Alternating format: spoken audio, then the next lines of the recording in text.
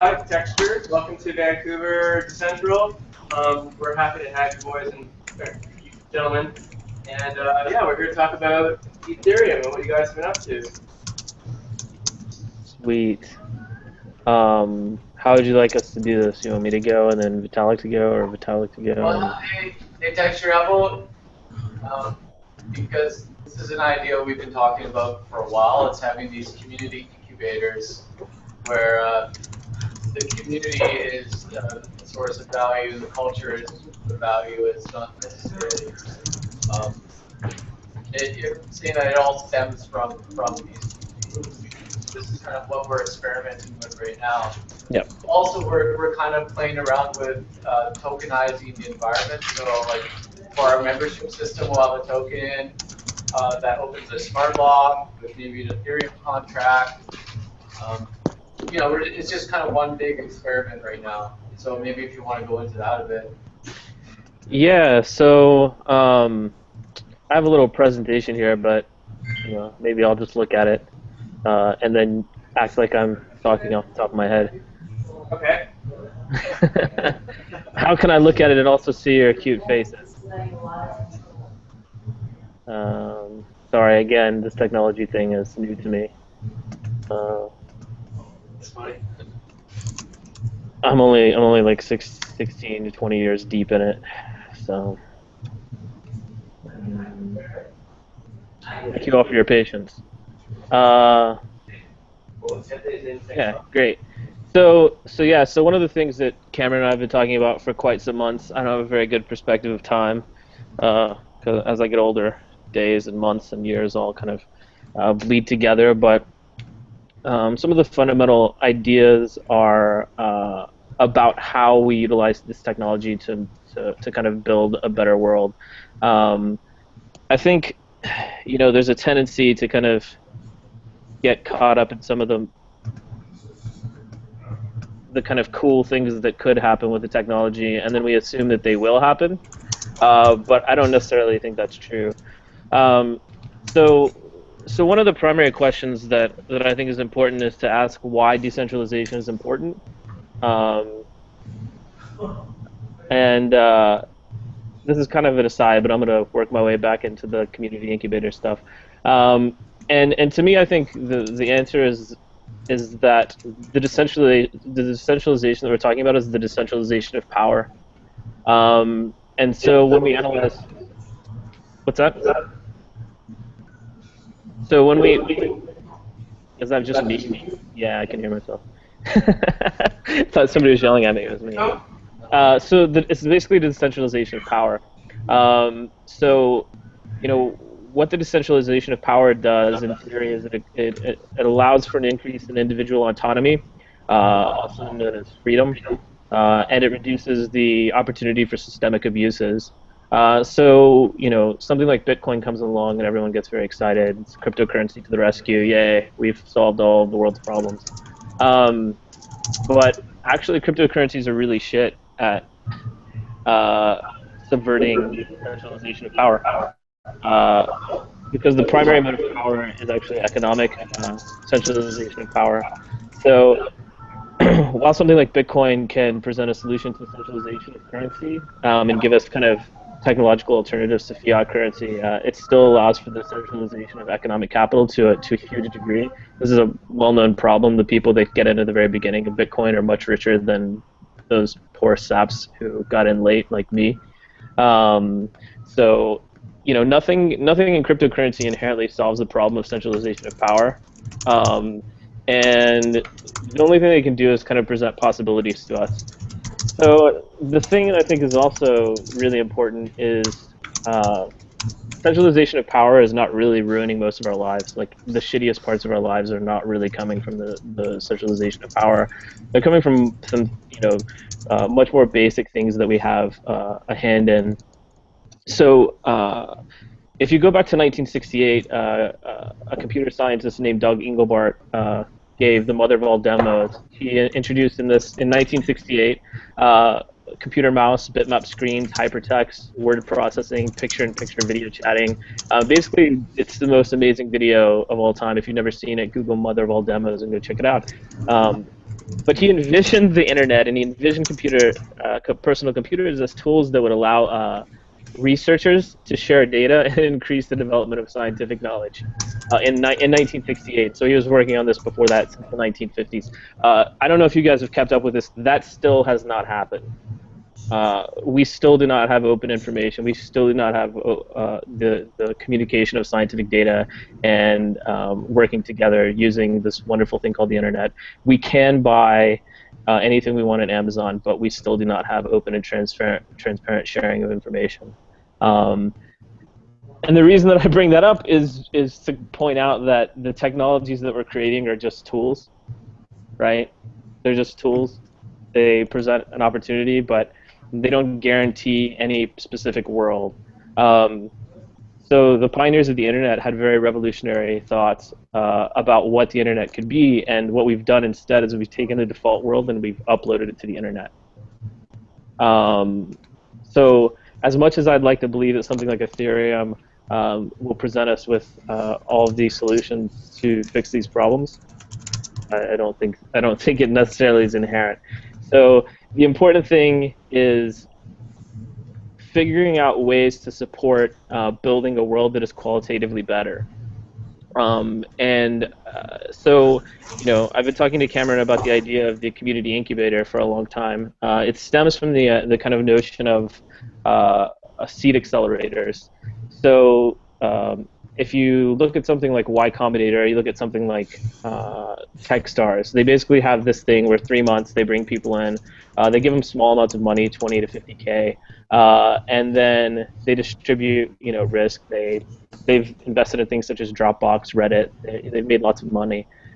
But one of the fundamental things that can be taken from this is the notion of distribution of risk, which is something that venture capitalists and investors use to kind of do away with risk and that cat's funny, and maximize returns. But this isn't something that the average person has an opportunity to do, right? Most of us are expected to sink or swim. If we want to start a business, we go into an entrepreneurial landscape that has about an 80% failure rate. And that's basically on us individual or our teams. And this is a level of risk that we expect of the individual, and it's almost certain failure, right? We're talking about 80% failure rates.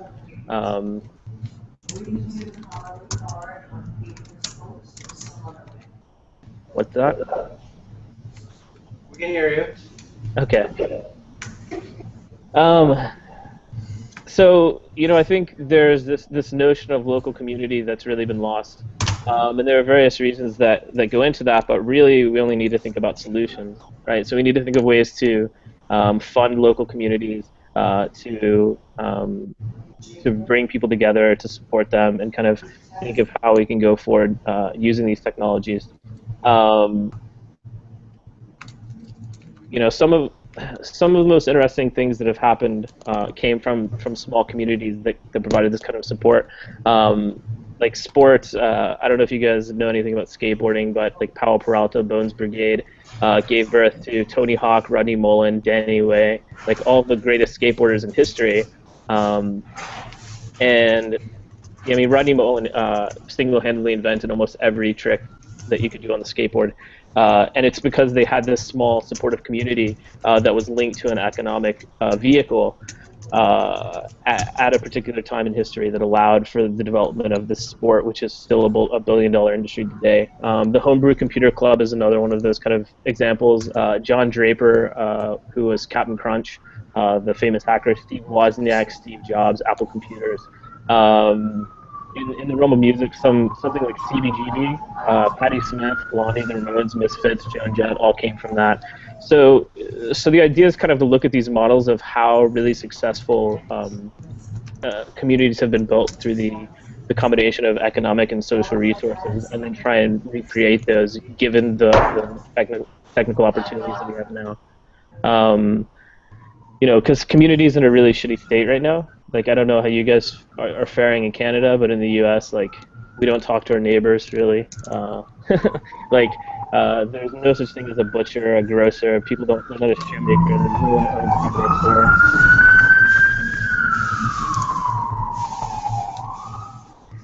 You guys need to stop committing crimes. So this has like a dramatic effect on basically kind of every aspect of life, because if you're just an employee at Walmart, you don't have the pride, you don't have the connection with your community, you have a lot of social bonds that are missing, and it makes life in general shittier, and everyone feels lonely. And I feel like that's something we can fix. So let's see. Some of the really interesting things are, like how are we going to go about creating these community incubators, right? We have to identify what the important things are. So things like mentorship and education, the development of investment mechanisms, creation of community spaces like you're in now, access to tools that maybe you wouldn't have access to otherwise. Being around people that inspire you and provide you with emotional support. And then I think, the main differentiating factor between something like a seed accelerator and a community incubator is the kind of ability to do the IPO and distributed ownership model. So you guys can literally own the space that you're creating through these kind of tokens or shares or whatever that you choose to create. And as Cameron said, it's really all experimental, and it's going to be experimental for some time. Yeah, so the crucial pieces for this, because these technologies are possible, but they're not necessarily going to be what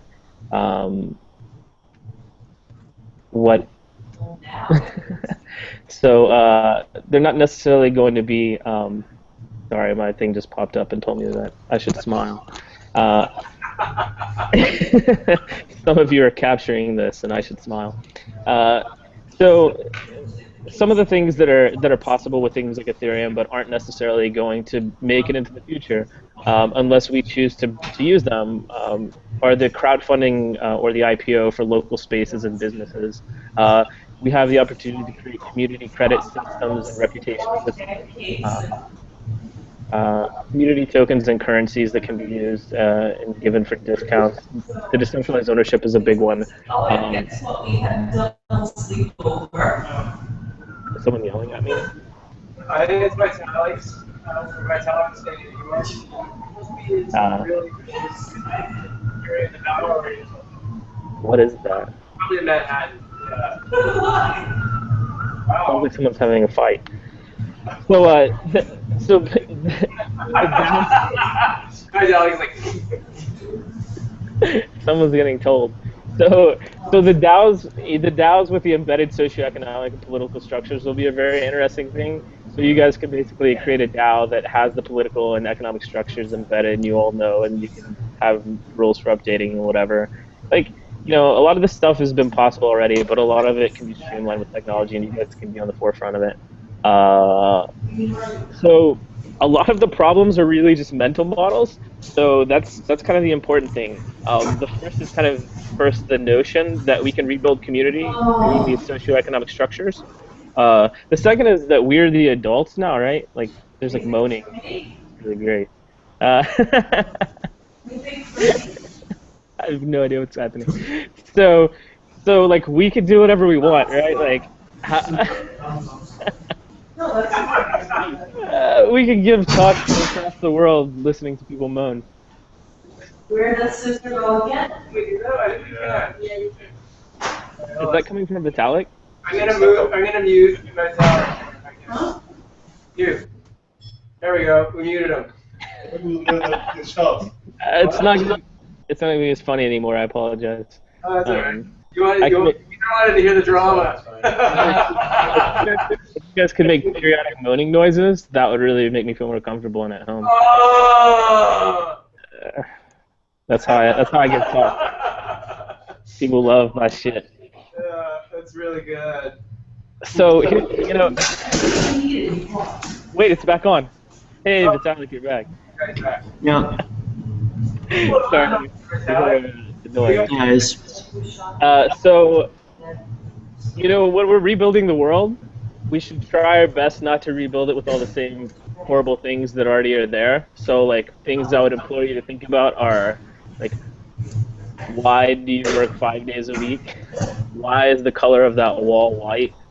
Uh, why is the ownership model the way that it is? Why is the organizational structure the way it is? And then basically just like let's try and make the world a better place. Like not just upload the same default one into the future. You know, maybe give yourself a month of vacation time a year. The Europeans do it. I think you deserve it. Maybe you need to see your family more. So, like, basically the main thing is this technology is super cool. Decentralization provides a lot of opportunities for really interesting technological models, social models, economic models in the future. But the future that we're going to live in is not guaranteed. We're going to get the future that we all collectively imagine, that we all collectively create, and the future that we all build together. And we have the technology, so now you know the major point is like the quality of your community and the health of your community is up to you personally, every one of you in the red shirt, the black shirt, legs crossed, purple shirt, blue shirt, black shirt, other black shirt, gray shirt, black. I mean, at the end of the day, your community, its health and how successful it is going to be how much time you put into it and how much care and love, and that's every bit as important as the technology. Because without heart, we're just going to build a future that has no soul, and that's the opposite of what I think we should do. Given that with the decentralization of power, we have it. It's our power, and we have a responsibility to use it in a responsible and an awesome way. Build awesome shit. That's it. That's the talk. Build awesome shit. Awesome. Yeah. So I guess the question is, how are we going to do that? I'm just here to hype you up, bro. Yeah, I mean, I think that's the thing that Cameron was saying is, it's all an experiment. We're building a future. It's not. Just figure out what you want the world around you to be. You know, like what do you want to see in this room, and then make that happen, and then collectively expand your circle of influence. You know, take control of the world around you, and you know, it's probably harder and easier than it seems. But I think you guys are in a position where Cameron's spearheading kind of the first embodiment of this idea, and so do something awesome. Just do awesome things. What do you think's awesome? You who asked me that question. Yeah. What? What do you think would be awesome? Well, What's awesome? like we say, putting the decent in decentralization, because at the end of the day, if you just have decentralization, there's no underlying soul behind it, like you're saying, then it becomes stagnant, and maybe ISIS might become decentralized. Is that a good thing? I don't know. That's the thing. If you have no soul in decentralization, it's just like an infinitely headed hydra of horrible futures. So it's really up to us to create a really awesome one. I don't know, man. Like I think something's awesome. Like I would graffiti the shit out of that wall. I would probably get some of these couches reupholstered in like purple velour. Maybe that's just me, And your community may vary. Get some cool bands, let them play. I don't know, man. It's your community. Put a coffee shop, find some baker, install some ovens. I don't know. Like I love food and music and graffiti, so that's just the way I would do mine now. That's what we got. Well, that's what we're trying to do, right? We're trying to you should come visit us, bro. Yeah, I'll come visit you. I've never been to Canada. Yeah, Vitalik was here the first month we opened, and you haven't even been here yet. I know, it's the first time I've seen this huge room. I always thought you guys had a tiny room. I must have been relegated to a tiny room before this. It's a tiny camera. Yeah, but so on the Ethereum tip, you guys contact me anytime you want to. Let me know anything you need, anything I can do to help you in your community via Ethereum. Cameron can get you in touch with me because that's my job, to help you use Ethereum. What are the state of the development tools for someone who wants to write a... That's the microphone up there. That's your microphone? That's the microphone, yeah. Can you hear me? There's a mic on the ceiling. Yeah, it's right there. So, Vitalik, is POC 7 out? It'll be out very soon. Okay. It was supposed to be St. Nicholas Day, but St. Nicholas Day is different depending on what country you're in. So. Yeah, POC 7 should be out soon, he said. Can you explain what POCS 7 is? It's basically what's going to be the next version of the Ethereum concept code. Okay. Does it include some sort of a debugger or anything, an environment, development environment for Ethereum apps? There is a development environment that's being built. It's not going to come out with POC 7. I think right now it's still at the stage where it's 5 screens. Yeah, the integrated development environment is going to be really cool. It's called Mix, right? Mix? Yes. Mix or mix? Mix. Yeah, we're all going into this earlier. Oh, nice.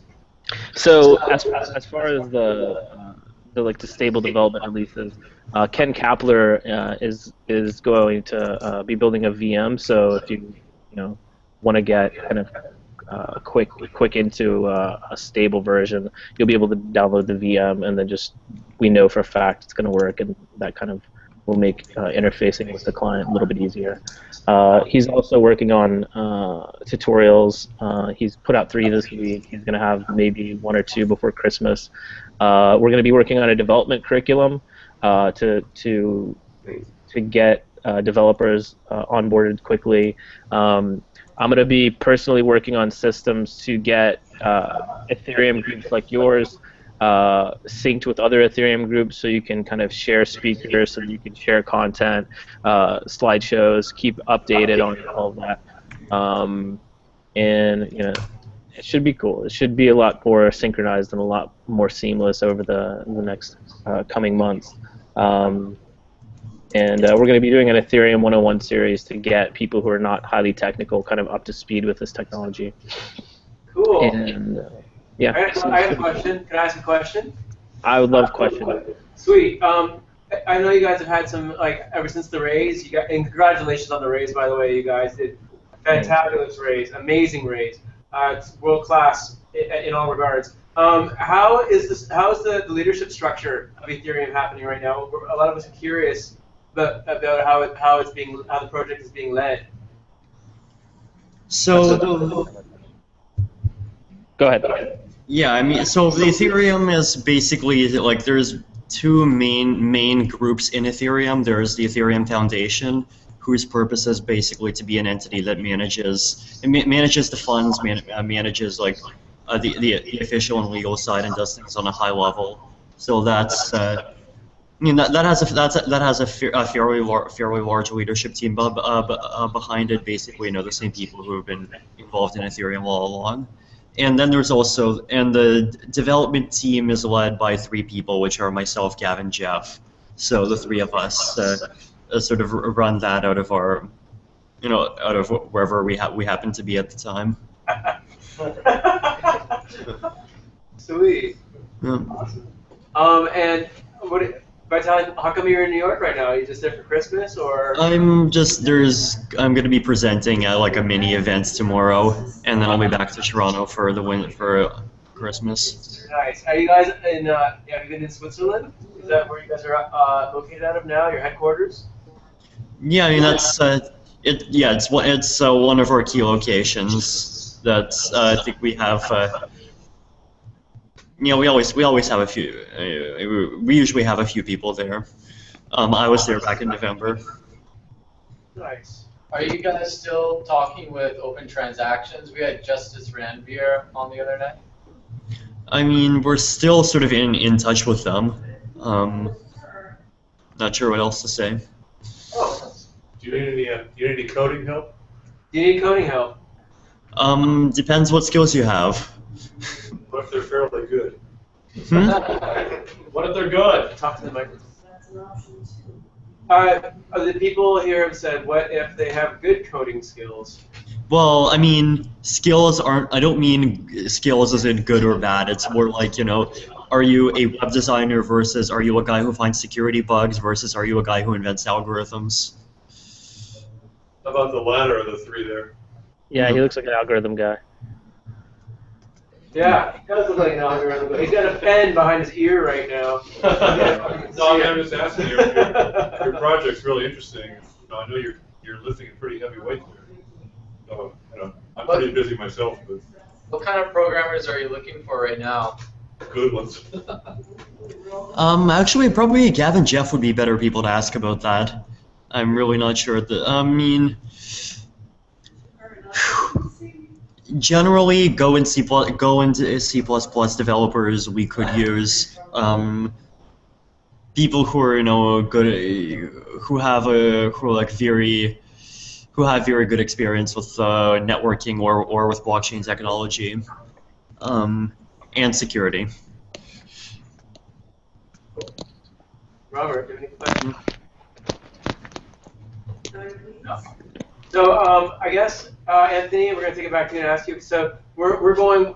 Cameron had this idea for an incubator here in Vancouver, and and so he's like, you know, let's do this. And I'm like, fine, let's do this. What would you do if you were us to foster community and besides the velour sofas? You know, should we do a call out? You know, say we're looking for people that wanted to develop Ethereum projects here. What would you recommend we do? So, I mean, I guess the first question would be economic stability. So that would be the first problem to solve, maybe. And then, you know, like we've talked about different ideas for that because it's a lot of a burden for one or two people to hold. But, you know, it's possible to, like, you know, put a screen up that shows how close you guys are to being evicted from this. So every time you come in and hang out, you're like, ooh, I should probably send some money to that address so that we get to keep staying here. I mean, for me, you know, the idea is kind of, on some conceptual level, is the recreation of public spaces by providing proper feedback to the public, right, about that space. So if that space is valuable, then they should feel, you know, responsible to help support it economically. And then, you know, it's, you know, the examples that I gave about something like CBGB or you know, it's there's just a space. It's a space that lets people come together, and that's the most important thing. You know, it's creating this space that allows people to come together and create things that we don't know what they are yet. You know, in a moment of inspiration, in a moment of kind of synchronistic. Yeah, I don't know. So I haven't done this yet. I can only speak bullshit. I haven't done it yet. You know, I think, like, just plan really good, and, you know, I'll be happy to actually stay in touch with you and Cameron because it'd give a practical kind of application to these kind of theoretical stuff. I'm not an expert. I'm just an evangelist. How do you guys see DAOs panning out? Like, do you see it like all these little regions around the world will stop, you know, obeying the laws and commands of their cities, and then, you know, it's just too distributed so that, like, no one does anything about it, and it just kind of happens. Like, because I'm living in a space right now where, you know, we got chickens in the backyard, but we have too many chickens. And it's like against the bylaw. Like, can we just make our own DAO in that backyard and just this isn't? It's a DABY, right? Distributed autonomous backyard. Yeah. I don't know. I think I'll have to go back to my insistence that the future will be whatever you guys create. So if you go out there and you make that the reality, then that's what's going to happen. But if not, I don't see any guarantees. You know, I don't think that this technology is by default revolutionary, aside from the way that it definitely is. I don't think that social ramifications are embedded. I think that they're possible, but not explicitly going to happen unless you guys decide to. So. Vitalik? Yeah. Yeah. I mean, ideally things would happen as peacefully as possible. How do you see this technology affecting society, like say 10 years from now? And you don't have to say like, you know, what you actually think is going to be like. What ideally, like, how would you like to see it pan out? How do I see this playing out in 20 years? Sure. We'll figure out we'll figure out exactly, you know, exactly how it makes sense to use all this technology. It's like, I think it's kind of like, you know, it's kind of like computers, because blockchains basically are decentralized computers that, you know, they're just so highly generic that you can't really predict what they're going to be used for. Like, you know, do the people who invented the internet, or who sort of helped build the internet in 1990 realize that it would be used to, you know, send pictures of cats across the internet and read online encyclopedias and so forth? Probably not. Yeah. Yeah. So, you know, in some ways it'll be exactly what we expect. In some ways we'll be surprised. They'll probably So, still be black fine. swans? I mean, I think some of the major killer apps are going to be things that don't even exist today, or at least the killer apps are not going to be, you know, just simple clones of what we already have. They're going to be something, you know, fundamentally different. Right. So that's, you know, I mean, that's kind of the reason why I personally have such an interest in trying to, you know, dig down into economic fundamentals to try to understand, you know, what sort of purposes do existing structures, existing protocols and so forth serve on a very, very low level, and try and sort of work on that level and see what alternatives might be possible. And not just, you know, hey, here's a company, let's, you know, take out the CEO and replace the CEO with DPoS or whatever. I guess no one saw Bitcoin coming, right? Well, maybe a few people. Yeah. Well, there are people who saw, you know, digital currency coming, but no one really saw it in that exact same form. What do you guys think of Ripple and Codius? Ripple is interesting technology. I mean, it's a consensus network that seems to be very well suited for the banking system, which is exactly what they're targeting. Yes. Codius is kind of a separate technology from, you know, Ripple mainline, is it's just meant to be a sort of multi-sig based smart contract system. I mean, I think that first of all, you know, Codius doesn't like remove the need to have blockchains with you know, that have the ability to handle advanced state transitions built in. I think for a lot of use cases it just makes more sense to have things be in the default layer. But, you know, I think in cases where the computations heavily depend on things like external input, it'll probably be very helpful. I mean, like, the thing that I'd like to see most of all is just, you know, more standardization. I'd like to see some kind of standard so that anyone can easily say, you know, here is the software I download, here are the protocols that I use in order to become an oracle. And, you know, once we have that, you know, once we just have something like that, and people are actually, and, you know, we have some proof of concepts where, you know, here is an oracle that tells you what the temperature in Berlin is, and it's, you know, compatible with Codius on Bitcoin, it's compatible with Ethereum, and just about everything else. That'll be great. So basically, what you're saying is that one of the major developments in the near future is going to be the standardization of oracles. I mean, it'll definitely help. Is that like a Wolfram Alpha thing? Does Wolfram Alpha provide cryptographic signatures for all their data?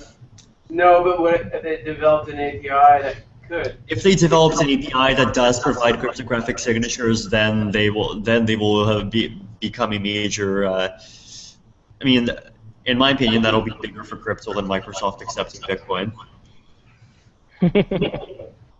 We heard that Ethereum was forked by IBM to be the backbone for the Internet of Things. Is that still happening, or? Yeah, so IBM and Samsung are working on this project where they basically taken an old version of Ethereum, POC5, and they're building a sort of demo product out of it, which they'll be showcasing at CES in Las Vegas next month, which apparently will be Internet of Things based. I mean, I'm thinking of going, and I'll see what they're up to. Hopefully, it'll be very, very good.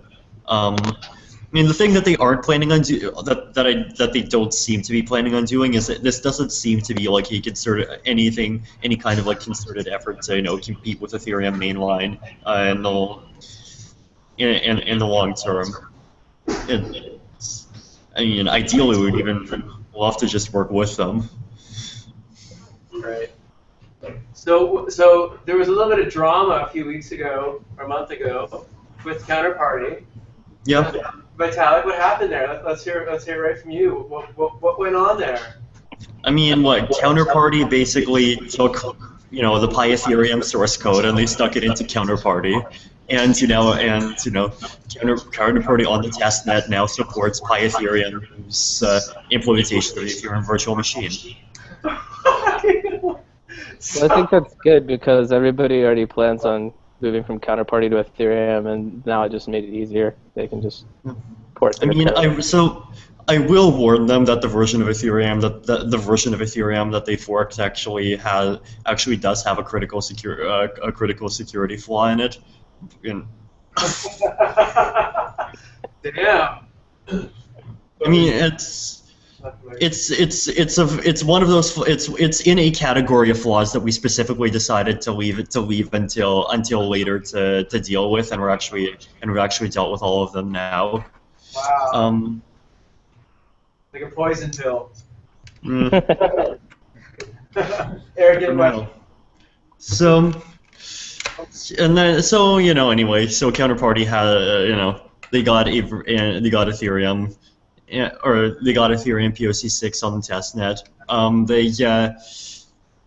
So 2 days. So the next day, I kind of decided why not, just for fun. I rewrote the Counterparty protocol in Ethereum code, and you can find that in our repo as well. Yeah. By the way, let's give a round of applause for that. That was a really, really nice counter strike. Congratulations. Are you guys friends, or? I mean, yeah, I met the guy in New York actually a week after that whole thing happened. Yeah, we're pretty friendly. Sweet. Eric?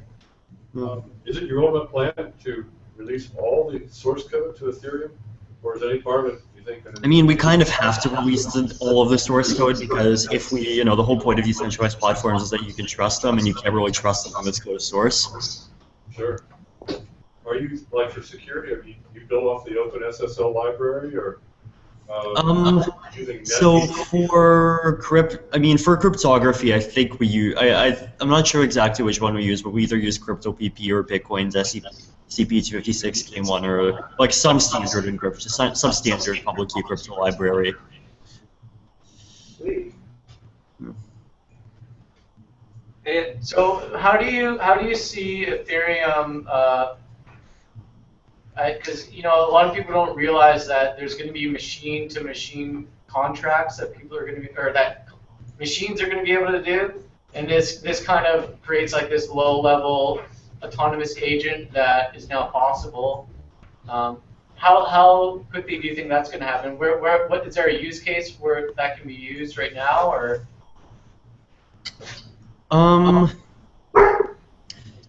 Yeah, I mean, I think we'll probably eventually have like autonomous agents.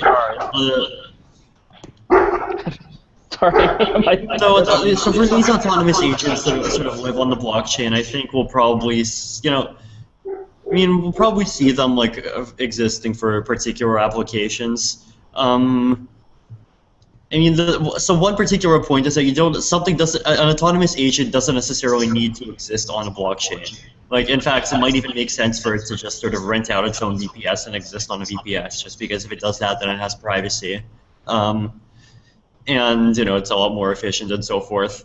But I think things on blockchains, there's going to be a lot of use cases. Like I think in an Internet of Things context, there's probably I could easily see a situation where every physical object has a sort of corresponding digital object in the Ethereum cloud, and that's like a contract, and you can send transactions to it and so forth. So the example I always bring up is that you have this sort of contract that represents a car, and someone always owns that, and the actual car would at any particular point in time would actually check the blockchain for who owns the contract at that particular time, and it would that's the person whose key it would accept. And if you own the blockchain object, then you have the ability to sell it or rent it out and so forth. So you could easily see people doing things like that. Although maybe not quite with cars. I mean, once again, it's not. I think the use cases are probably going to be something that doesn't even are going to be something completely new. Maybe we'll end up registering tinier things like bicycles, but. Is there any bridge? So I haven't checked in your project in probably about 6 months. Is there any what? Is there any bridge that you're building in your Git in your repository connecting it in any way to Bitcoin? Connecting it with BitTorrent? No, with Bitcoin. Oh yes. So I actually have someone who is writing a contract. Wonder if I can, which is basically verifies Bitcoin transactions inside of Ethereum. So that lets you do things like one-way cross-chain exchanges. One way. Yeah, well, I mean, one-way. If you have one-way exchanges, then you have two-way exchanges as well. Basically, the idea is that someone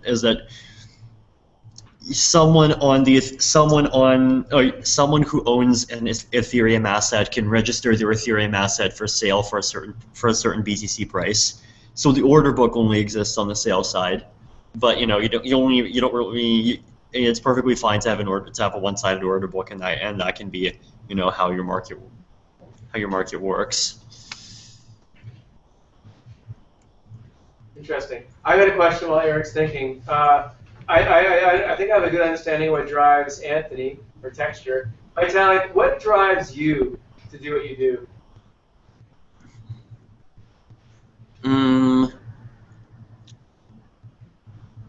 To be honest, at this point, I've just been thinking up of what the world will look like with this kind of technology so much that it would be kind of sad to live in a world without it. Sweet. Very, very nice. Yeah.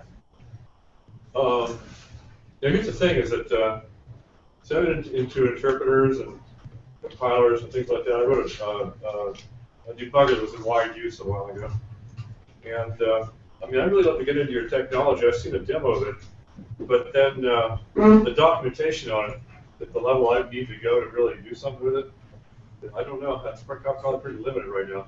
And is there any way we are definitely working on our documentation all around.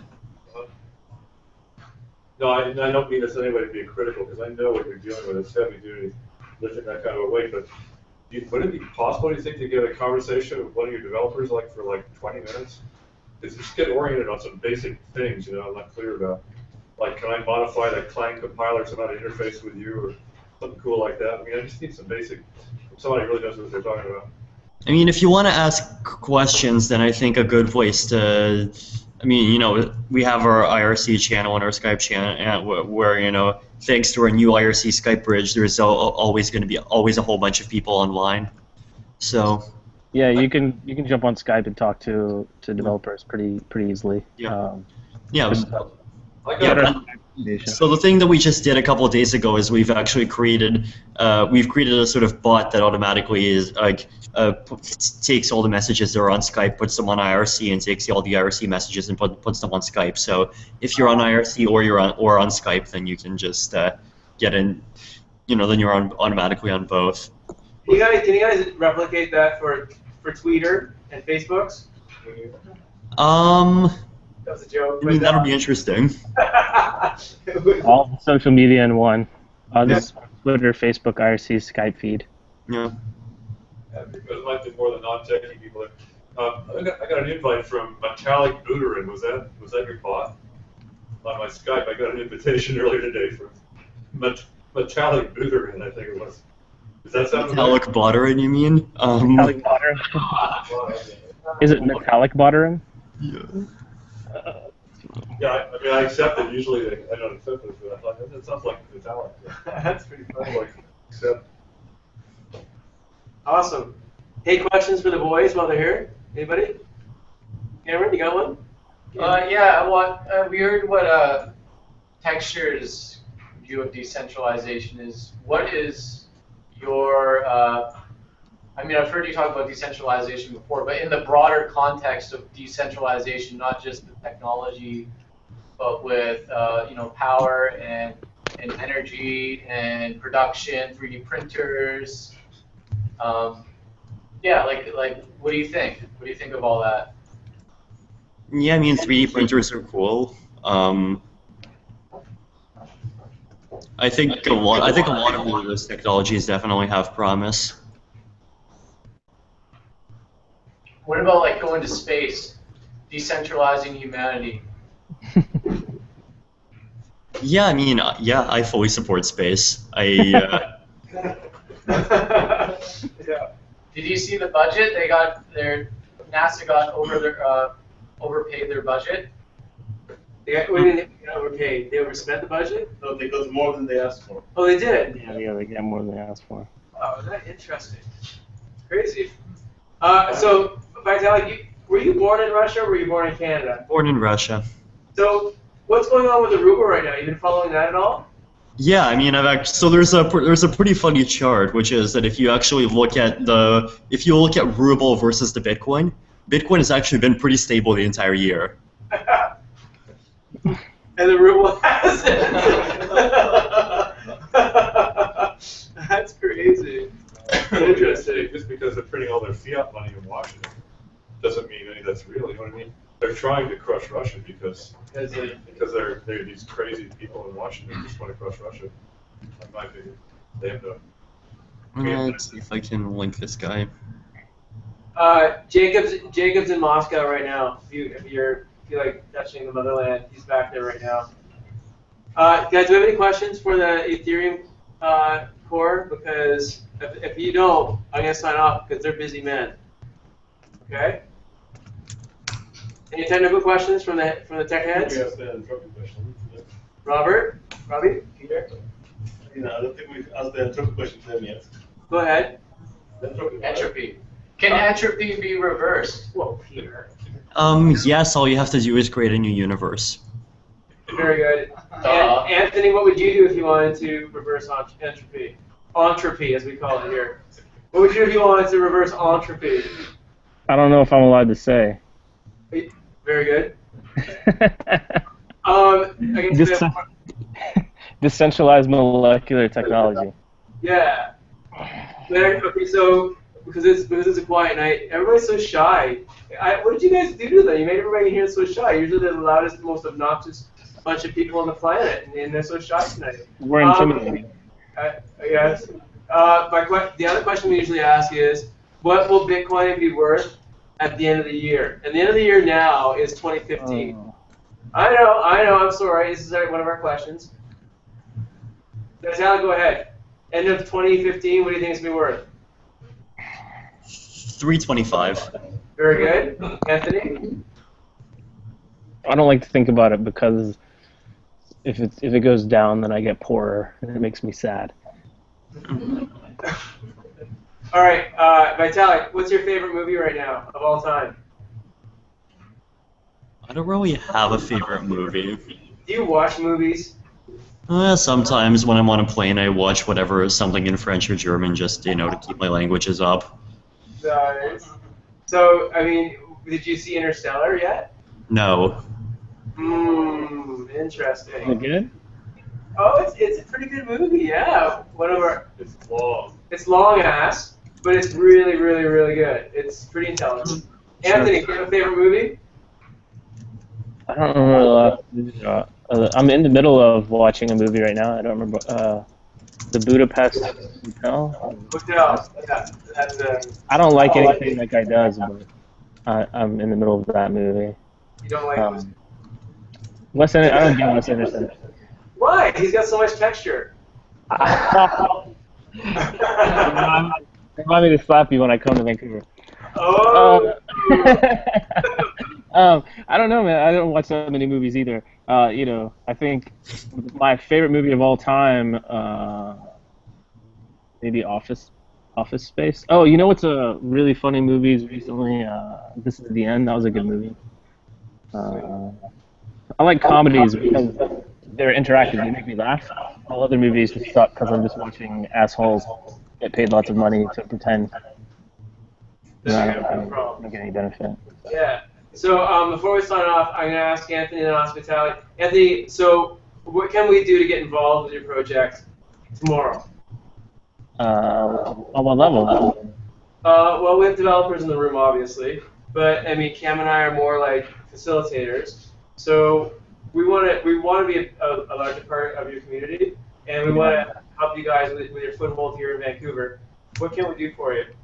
So, sir, I mean, like, the step one, I think, would be get on Skype, and then, you know, as far as community stuff, that's pretty much me. So message me, talk, and let's kind of come up with a plan on how I can help you with your community in Vancouver. As far as development goes, same, get on Skype, and then bother someone else who's a developer. And, you know, even if you're talking to me, then I can point you towards the particular developer to bother. And you know, if you're interested, then you should be involved. It's really open source project. You kind of don't ask permission. You just show up and start doing things. That's super cool. So if I type a message into Vitalik Buterin, is it going to get seen there on your IRC feed? I have no idea. I think it's you guys. It's an Ethereum channel. It's the Ethereum channel, right? Yeah. Well, can I get an answer to that? Cameron has that. That's a real question. Oh, Vitalik, Eric wants. If Eric wants to know if he says hello to Vitalik Buterin, if you're going to answer. No, that's not my question. I have no idea who created Vitalik Buterin, and I have no idea who named that. Okay, well, I mean, I certainly would not have. I would have named the bot after Vlad. Vlad. Yeah. So my suggestion would be bother me tomorrow, and make me your best friend, and then I'll help your community in anything you want to do because that's my job. Cool. how do we contact you? Cameron knows all my ways to get in contact with me, so if you just go talk to that guy, is he wearing a scarf inside? Right here. That guy. He can get you in touch with me through all of my email addresses, my Skype accounts, and not even on my phone number. Cool. Vitalik, is there anything we can do to help you, or are you good on your own right now? I mean, me personally, I'm good, but you know, if you want to help the project, there's lots of ways to do that. We're trying to turn Decentral here into a DAO. Like we want to tokenize the door and have like a membership system and whatnot. Is there anything we could do for helping with that, like creating like an open source, I mean, if you just do that experiment and you document it well, then it'll be very interesting for everyone. Cool. Yeah. Here we go. That's good. All right. Unless we have any more questions, I'm gonna let these gentlemen get back to work because their time is very valuable. You guys all good? You all good? All right. Let's give a round of applause.